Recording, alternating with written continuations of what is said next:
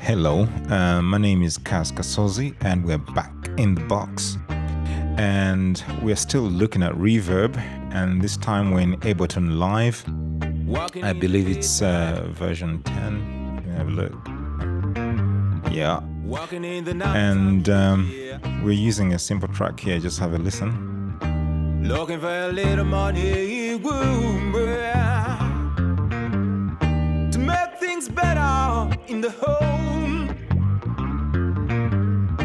Even when things are bringing us down, no, we will always have a smile and keep the faith, oh yeah. Even when things are bringing us down, yeah, we will always have a smile and keep the faith, oh yeah, yeah, yeah. Kampala City, Kampala, Kampala City, yeah, Kampala City, whoa, whoa. All right, Kampala. Yeah.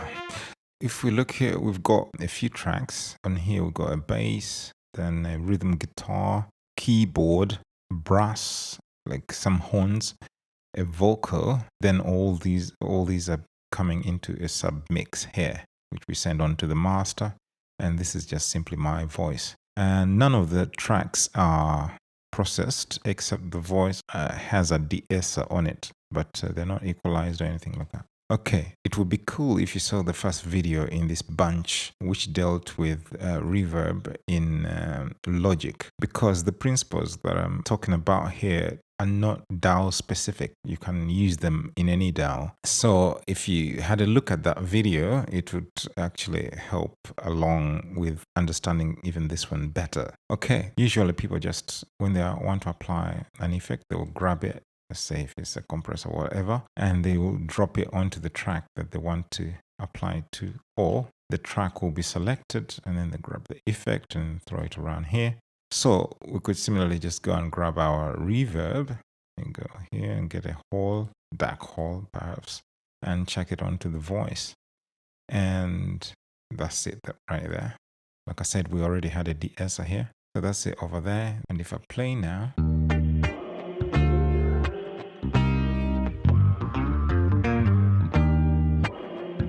well, we have applied reverb, but you see here I would have to balance the dry and the wet, just down in the bottom right corner. Walking in the daytime. Now, this is not a good method. In the first video of this bunch, I already explained that applying the reverb in this fashion is actually not a good idea. So I'm gonna undo this and apply reverb the right way. If we have a look at this side here, we've got two tracks. In Ableton, they call them return tracks. These two tracks come already loaded up with an effect. Like the first one has reverb and the second one has a delay. Basically, we can send a signal from the track that we want to apply an effect using this dial here. So if I raise this, I'm sending a copy of this signal to this track, and thereby that signal that we've sent will be applied this reverb, and then we'll hear it through the master. I'll show that. Walking in the daytime, walking in the nighttime, yeah. Yeah, you get the idea. You're using the defaults that have been set up for you. But I'm going to delete these. I want us to create our own effects tracks. So I would right click here, and then you see insert return track. And once I do that, a new track is created, which is return track A. And there's a new dial that has come up here, a row of dials that actually sends a signal to that track. However, the track has no effect on it, so I can grab an effect from this side.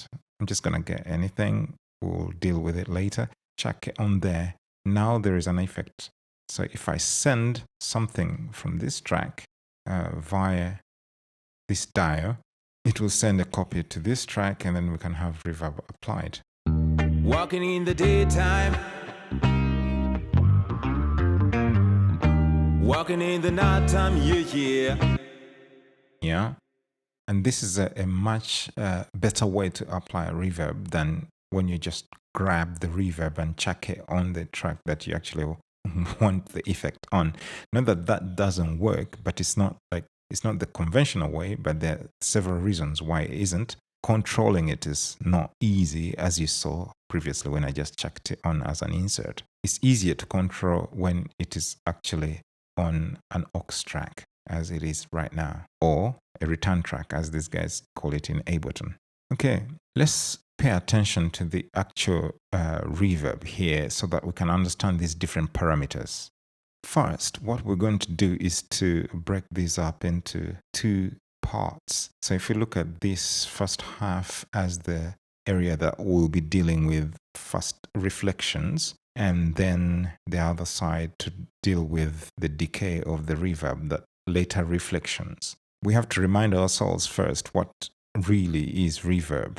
Hopefully you had a chance to look at the first video in this bunch. The fundamentals that we're talking about are the same. Looking at this side, we have at the bottom here pre-delay, and pre-delay is basically the time between the original sound and the first reflection from the reverb. So when it's lower, we get a sense of a smaller room or the reflective surfaces being close by, and when it's bigger, the opposite is true. I'll play around and we have a listen to that, not on the voice, but on the horns here on the brass.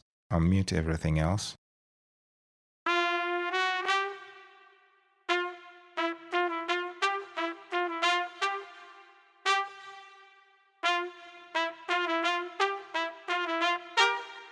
You can hear that when it's farther this side, it's almost like a delay as opposed to a reverb, and that is pre-delay. It's a very important parameter when you're setting your reverb. And then just here, we've got a low cut filter and high cut, something that allows us to filter out some sounds. And this is only happening to the signal as it comes in. So this signal that we're sending a copy of to go into the reverb, you can chop off some of the low end as it comes in, and you can also cut off like high end stuff. So I'll leave it a little bit dampened on the high end. And then here we have this element called shape. This shape parameter is dealing with the early reflections, and it's allowing you to control how long these early reflections last. And if it's lower, the early reflections decay slowly. And if it's faster, these early reflections kind of move fast and are gone. They have like a shorter envelope. And in this sense, they're out of the way by the time the later reflections are coming in. It's a subtle parameter to hear, for you to hear it, because if you look here, these two diodes here, one says reflections or reflect, and the other says diffuse. If I take off diffuse, you'll just be hearing basically the early reflections, and you can hear the effect of this diode. And I'm going to exaggerate the pre-delay here so that you can really hear this in action.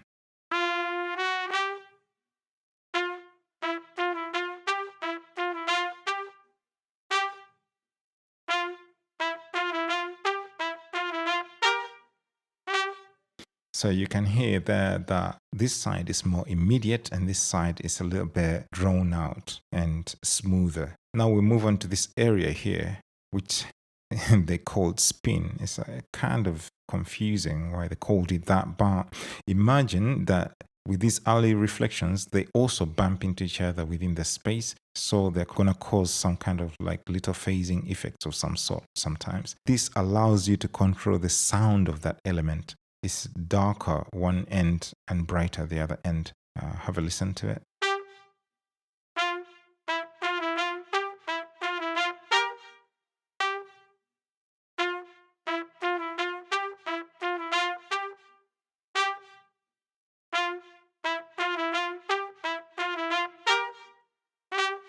So it's a really tricky one, this one to hear, because it's quite subtle. But generally, this end seems a little bit warmer, and then it's a little bit harsher, the other end. And then we move on to this element, which is size. I think it's quite self-explanatory, the size of the room. And I'm going to bring back the diffuse so you can understand this a little bit better.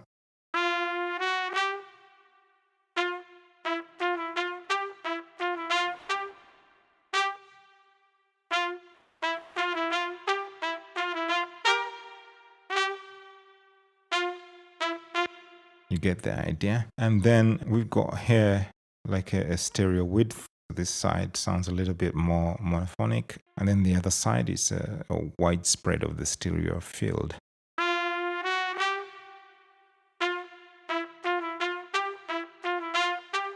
Tell you what, I always like to hear it like more of a widespread because it sounds more realistic. A reverb sounding monophonic, like as if it's in one direction. It's not a normal thing. But of course, artistically, you can do whatever because there's something you want to create. Maybe you want to create an unreal sound. We'll move on to this side, which is dealing with diffusion, basically the way the sound is scattering within the room and also how it's decaying away. I already explained what diffusion is in detail if you have been following this bunch of videos, but basically it's a scattering of sound within a space. And so this area here deals with the scattering of the sound. The first thing to look out for here is the decay time. How long the reflections are remaining within the space and dying away. Basically, the reverb tail is controlled by this dial here.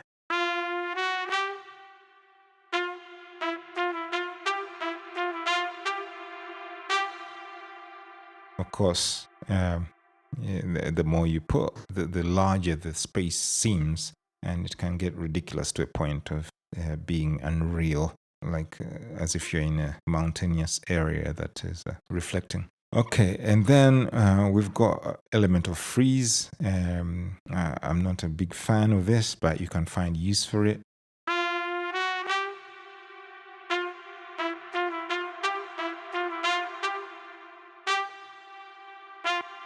It kind of like does that, you know.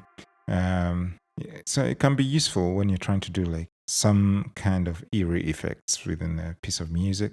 Then here we've got density. When you have this like lower, it gives a sense of less reflections within a space. And then the other side gives like more reflections, but they're tiny and kind of spaced out. So imagine if the sound is this side, you have less diffusion, like the sound doesn't scatter as much. Then this side is scatters more, so you get a smoother sound. Let's have a listen to that.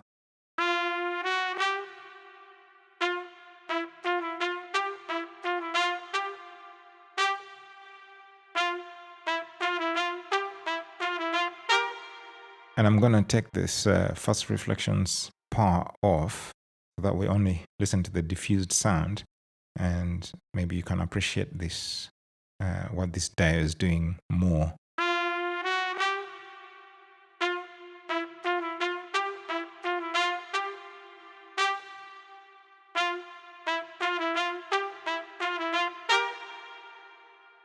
Yeah, this side is certainly a smoother sound than this side. And I want to go back to this one here, which is another set of filters, just like we had when the sound was coming in. But this one is only being applied to the decaying sounds. So basically, we had the sound that was coming in as we send with this dial here. That sound was filtered using this filter here, or EQ, whatever. And then this side is dealing with filtering the reflections that are beyond the first reflections. So as we have these decaying sounds, the reverb tail, its EQ can be different, or you can filter out highs or lows or something like that so that it can have a different character to the way the sound actually starts. And this is actually a useful thing to have within a reverb plugin. Why? Because in reality, when there are reflections within a room, the first reflections that happen are a bit closer to the original sound in terms of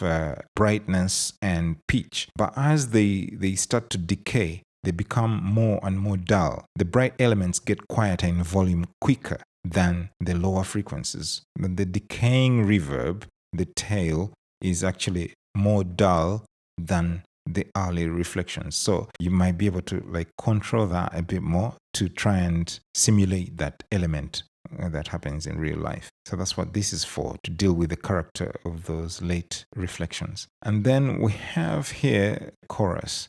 As you may already know, I'm not a big fan of having like a chorus within a reverb unit, but perhaps it's good to explain why many reverb plugins have this. Is because as the different reflections are happening within a space, these sounds are meeting and canceling each other, knocking each other, and all these kind of things. And naturally, there will be some kind of phasing of some sort. There will be some kind of modulation. So it's not always necessarily a chorus kind of effect, but it's like the sounds will be modulating a bit. In fact, the latter parts of a decaying sound are a little bit down in pitch compared to the sound when it began. And so this kind of emulates some of those characters. I'm not really going to play around with this. You can do that yourself if you want. I'm not really a big fan of that. So if I really want to do it, I'll probably go and grab a modulation effect, like either chorus or a phaser, and then slam it on the front. And then I can kind of like have a little bit more control of what this sounds like rather than have a haphazard element dealing with it. So no. Thank you. Now I have another element here called scale. When you have it this end, it sounds a little bit brighter, and then the other end is a little bit more warm. Let's have a listen to that.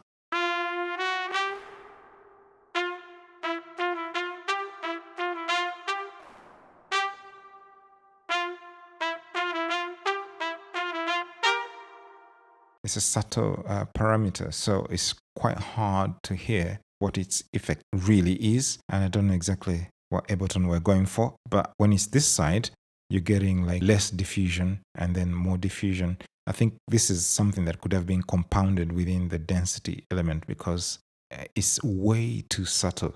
You may find in some cases maybe there's a point where it's quite useful. I'm not finding that. I'll leave it at around 50%. Then we have these two here, reflect, and then the other is diffuse. Basically, they're a balance between the early reflections and later reflections. If you have this higher, you're going to have more of the early reflections than the diffused sound, basically the decaying sounds within the space. And if you had it the other way around, then the opposite will be true. I'm going to muck around with them so you can hear what they can do.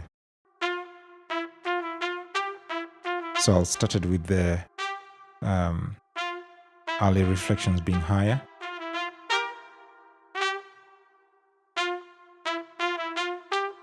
And now I'll switch to having more of the diffused sound.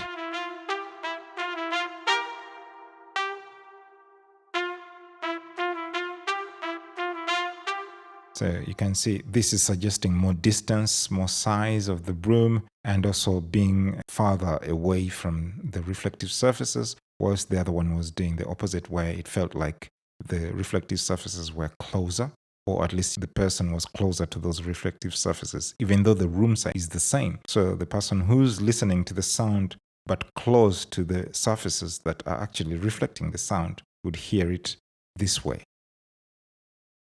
And then the person who's farther from the reflective surfaces would hear the same thing, the same exact reverb this way, where they would hear less of the early reflections and more of the diffused sound. So I think you got a whole idea of how that works. Dry and wet, I think we understand. The dry is just the dry signal. Wet is just the reverb. And when we are applying reverb via a send, as we are now, in parallel, then we do not need any of the dry signal because we got it in its full intensity on the original track. And so here we only want the reverb. I'm going to play the track and adjust this reverb to suit the brass.